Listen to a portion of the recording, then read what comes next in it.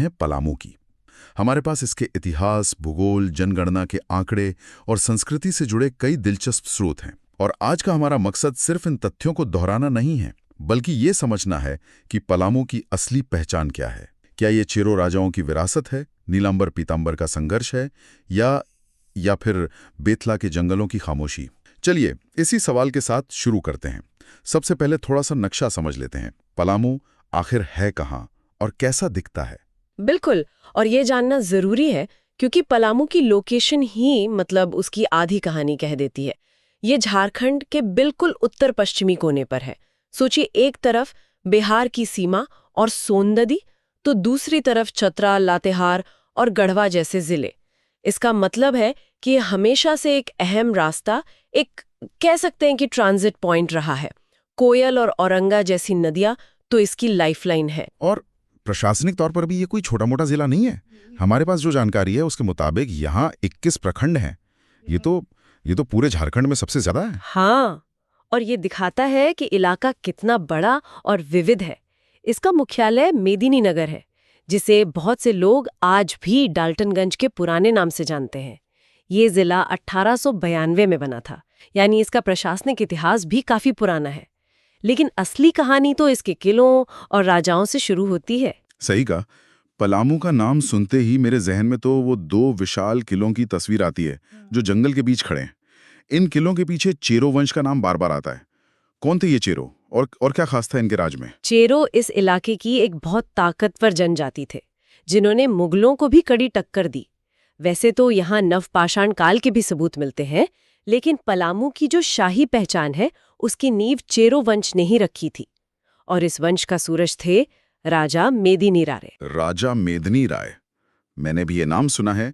इनके दौर यानी 1658 से 1674 के बीच के समय को पलामू का स्वर्ण युग या गोल्डन एज कहा जाता है। ये एक बहुत बड़ा दावा है। ऐसा क्या खास था इनके राज में जो आज भी लोग उन्हें याद करते हैं? ये एक बहुत अच्छा सवाल है, क्योंकि स्वर्ण युग शब्द कई बार बड़ा चढ़ाकर इस्तेमाल होता है, लेकिन मेदिनी राय के मामले में इसके पीछे ठोस वजह है।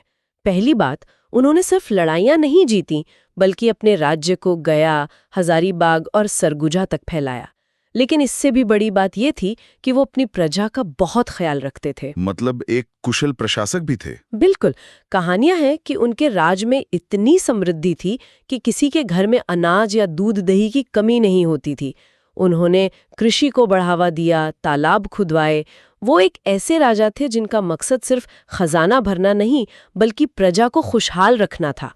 आज जो मेदिनीनगर शहर है वो उन्हीं को एक श्रद्धांजलि है। और वो जुड़वा किले, पुराना और नया किला, उनकी क्या कहानी है? एक मैदान में है और दूसरा पहाड़ी पर। उनकी बनावट ही उनकी रणनीति बताती है।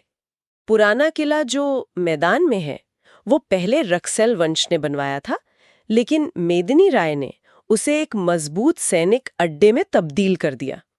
फिर शायद और ज्यादा सुरक्षा के लिए उन्होंने पास की पहाड़ी पर नया किला बनवाना शुरू किया। जब मैं इन किलों के बारे में पढ़ रहा था तो एक बात ने मुझे बहुत चौंकाया। नए किले का नागपुरी दरवाजा, कहते हैं कि एक ही दरवाजे पर संस्कृत और फारसी दोनों भाषाओं में लिखा हुआ है। ये तो जमाने में बहुत बड़ी बात रही होगी। क्या बात है, आपने बिल्कुल सही नस पकड़ी है।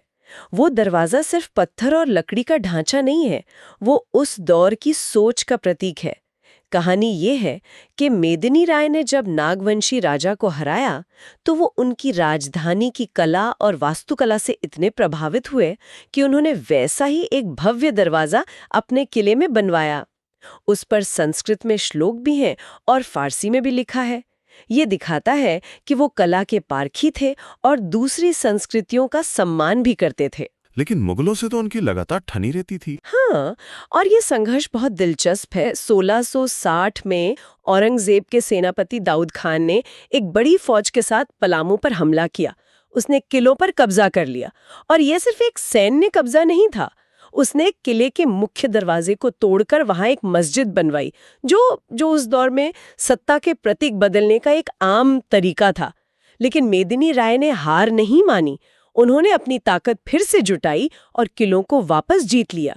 ये सिर्फ जमीन वापस लेना नहीं था, बल्कि अपनी संप्रभुता और सम्मान को फिर से स्थापित करना था। वाह, मतलब पलामू की मिट्टी में प्रतिरोध की भावना शुरू से ही रही है। और ये भावना सिर्फ राजाओं तक सीमित नहीं थी। चेरो वंश के बाद 1857 की क्रांति में भी पलामू ने एक बहुत बड़ी भूमिका निभाई है। यहाँ नीलांबर और पीतांबर का नाम बड़े सम्मान से लिया जाता है। बिल्कुल, नीलांबर और पीतांबर की कहानी पलामू के जनमानस में आज भी जिंदा है। वो भोक्ता समुदाय के दो भाई थे, जो खरवार जनजाति का ही एक हिस्सा हैं। जब 1857 में पूरे देश में आज़ादी की चिंगारी भड़की, तो इन दोनों भाइयों ने पलामू के जंगलों और पहाड़ों को अपना हथियार बना लिया। उन्होंने छापामार युद्ध यानी गरेला वॉरफेयर का इस्तेमाल किया, है ना? हाँ। और बहुत असरदार तरीके से किया। उन्होंने ईस्ट इंडिया कंपनी और उनके समर्थक जमींदारों की नाक में दम कर दिया था। चैनपुर से लेकर लेस्लीगंज तक उन्होंने कई कामयाब हमले किए।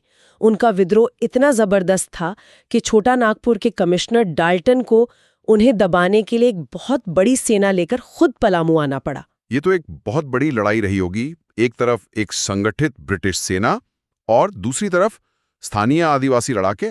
बिल्कुल, ये संसाधनों की नहीं बल्कि साहस और अपनी जमीन के लिए लड़ने के जज्बे की लड़ाई थी। महीनों तक ये संघर्ष चला। दुर्भाग्य से एक लंबी लड़ाई के बाद उन्हें पकड़ लिया गया और 28 मार्च 1859 को लेस्लीगंज में एक आम के पेड़ से लटकाकर उन्हें फांसी दे दी गई। लेकिन उनका बलिदान बेकार नहीं गया। उनकी विरासत आज भी कायम है। आज भी कायम है। मेदिनीनगर में जो नीलांबर पीतांबर विश्वविद्यालय है, वो सिर्फ एक शिक्षण संस्थान नहीं है। वो इस बात का प्रतीक है कि पलामू अपने नायकों को भूला नहीं है। वो उनकी वीरता की कहानी आज की पीढ़ी को शिक्षा के जरिए बता रहा है। ये जो संघर्ष और बलिदान की विरासत है, क्या आज भी पलामू की संस्कृति में झलकती है? जैसे हमारे स्रोतों में एक आदिवासी महाकुंभ मेले का जिक्र है। ये क्या है? ये मेला पलामू की आत्मा का एक खूबसूरत प्रदर्शन है। इसकी शुरुआत 1994 में राजा मेदिनी राय के वंशजों ने ही की थी। ये सिर्फ एक मेला नहीं, बल्कि पलामू और आसपास के आदिवासी समुदायों के लिए एक बहुत बड़ा भावनात्मक उत्सव है। लोग यहाँ अपनी पारंपरिक वेशभूषा में आते हैं, पारंपरिक नृत्य और संगीत होता है। एक तरह से ये अपनी जड़ों से फिर से जुड़ने का मौका है। और मुझे ये बात भी बड़ी दिलचस्प लगी कि यहाँ परंपरा के साथ आधुनिकता का भी मेल है। सरकारी विभाग भी स्टॉल लगाते हैं, लोगों को किसान क्रेडिट कार्ड, वन पट्टा जैसी योजनाओं के बारे में बताते हैं। हाँ, और ये बहुत जरूरी है। ये दिखाता है कि संस्कृति सिर्फ म्यूजियम में रखने की चीज नहीं है, वो लोगों के जीवन का हिस्सा है और विकास के साथ कदम से कदम मिलाकर चल सकती है। ये मेला परंपरा और प्रगति के बीच एक पुल का काम करता है। संस्कृति के अलावा पलामू की प्राकृतिक धरोहर भी बेमिसाल है। बेतला नेशनल पार्क का नाम तो सबने सुना है। बेतला सिर्फ एक नेशनल पार्क नहीं है, ये भारत के वन्यजीव संरक्षण के इतिहास का एक अहम पन्ना है। जब 1973 में देश में प्रोजेक्ट टाइगर शुरू हुआ, तो जिन पहले 9 टाइगर रिजर्व को चुना गया था, बेतला उनमें से एक था। ये झारखंड का इकलौता नेशनल पार्क है जो करीब 226 वर्ग किलोमीटर में फैला है। यहाँ बाघ के अलावा और कौन-कौन से जानवर हैं और पर्यटकों के लिए क्या खास है? यहाँ बाघ, हाथी, बाइसन यानी गौर, तेंदुए और चीतल जैसे कई वन्यजीवों का घर है। पर्यटकों के लिए यहाँ जीप सफारी और हाथी सफारी की भी सुविधा है, जो जंगल के उस असली अनुभव को महसूस करने का मौका देती है।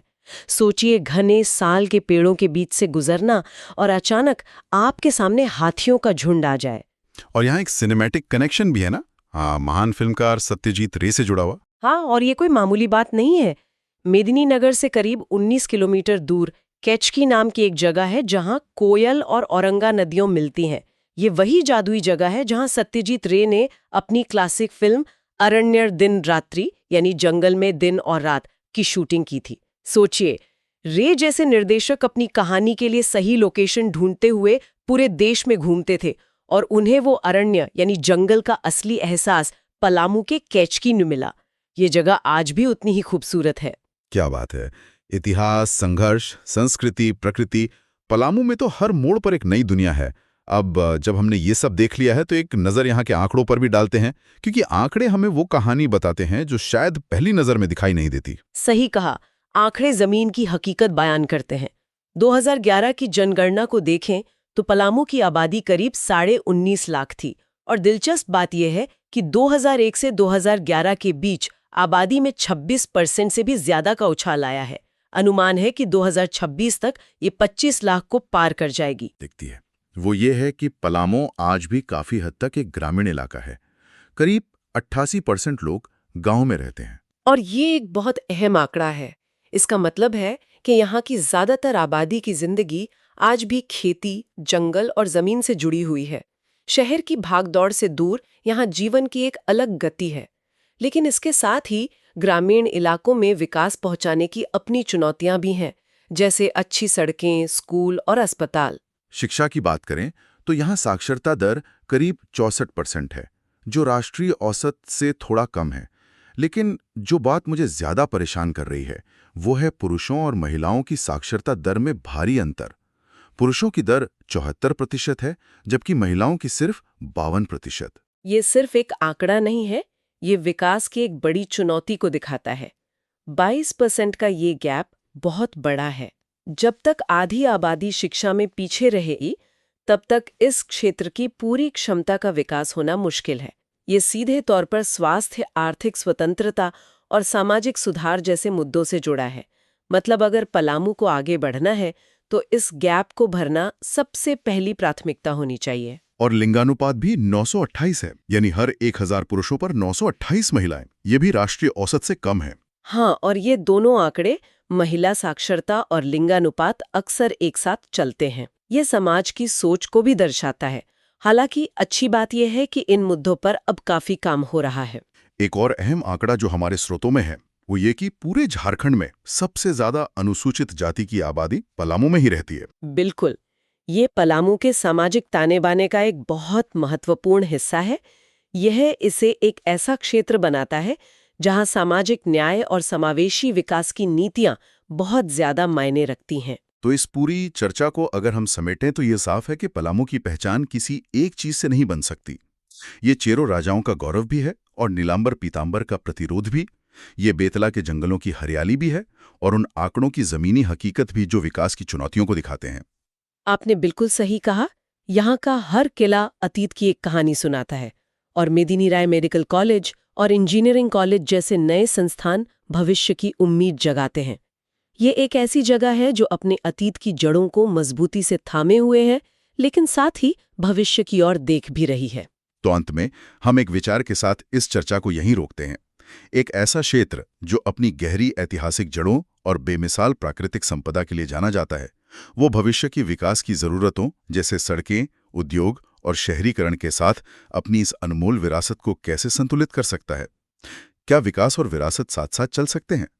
पलामू का अगला अध्याय शायद इसी सवाल का जवाब होगा।